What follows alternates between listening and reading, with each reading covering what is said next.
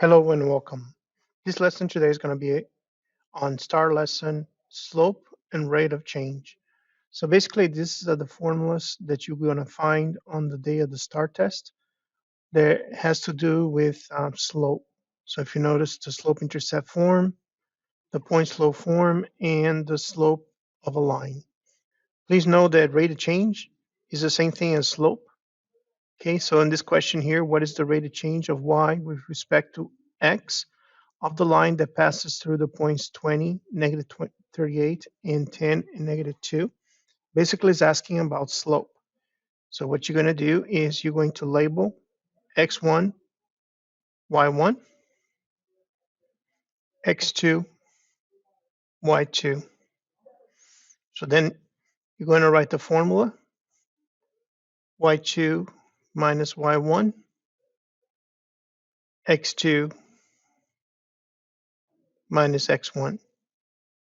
Once you have that, you just plug it in the numbers. So y2 is negative 2, so you plug it in, negative 2.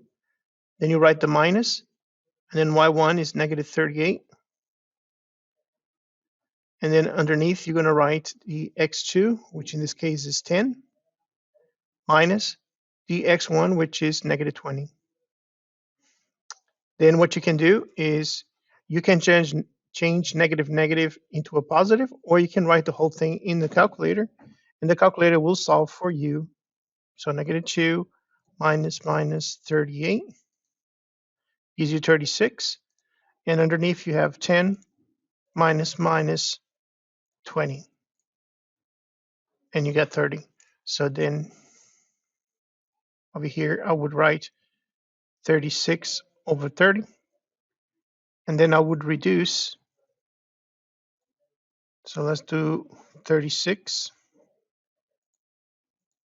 divided by 30,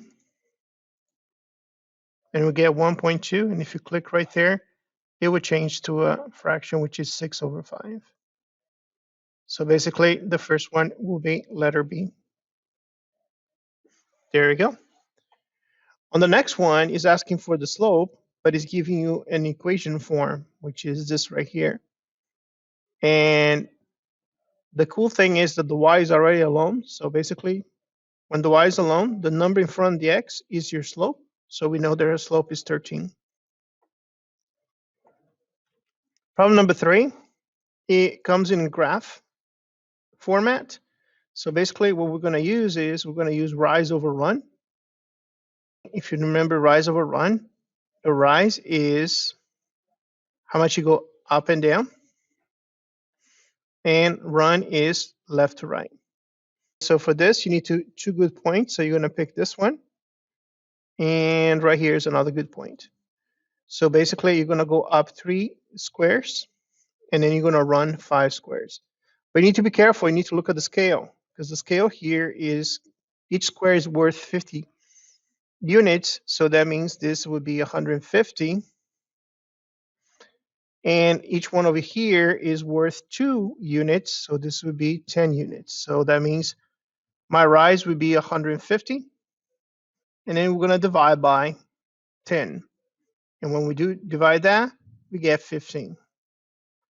So that means our slope is 15. The next problem is we have a table.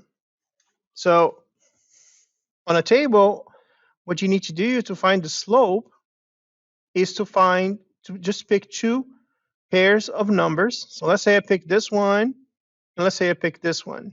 Okay, you can pick any one pair. Okay, I just chose these 2 for the sake of this example. So right there, I'm going to write 0, negative 13, and 2, negative 29.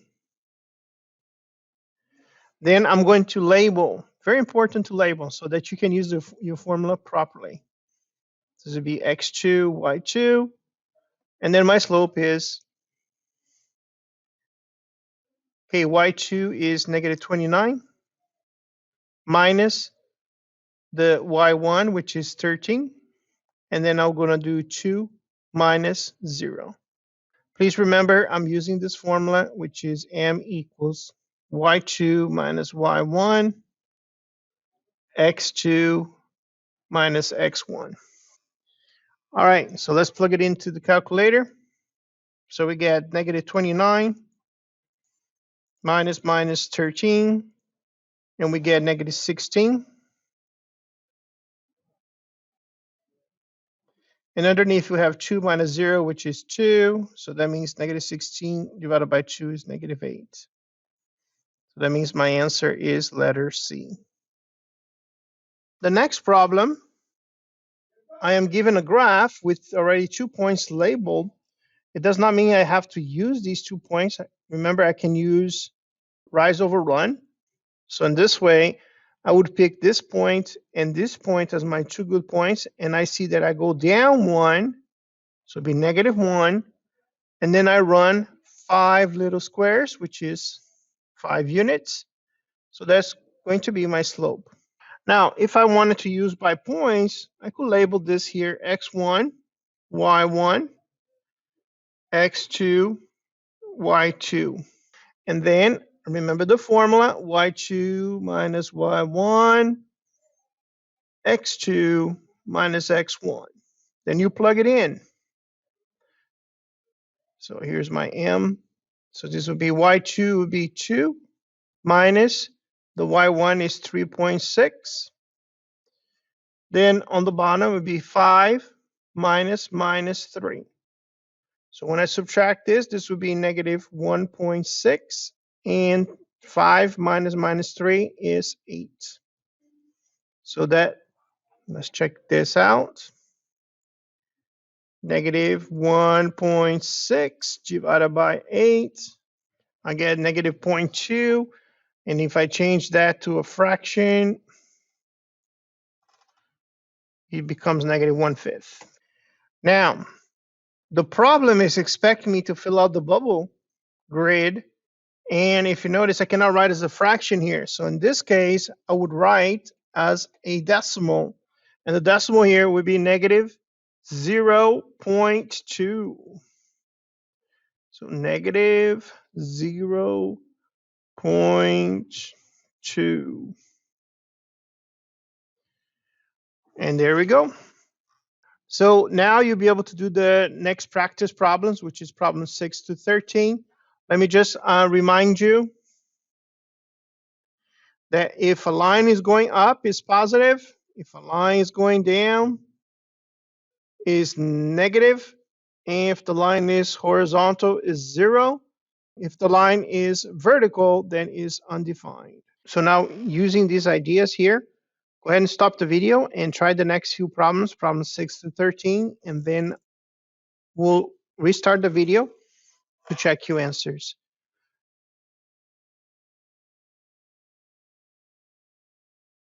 Hello, welcome back. Let's go over these problems.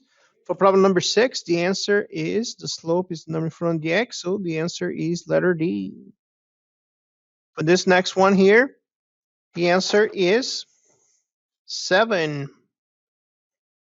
Remember, you pick any two pairs of numbers, and then you calculate the slope. So basically, I would write 24 minus 10 on top, and then 3 minus 1.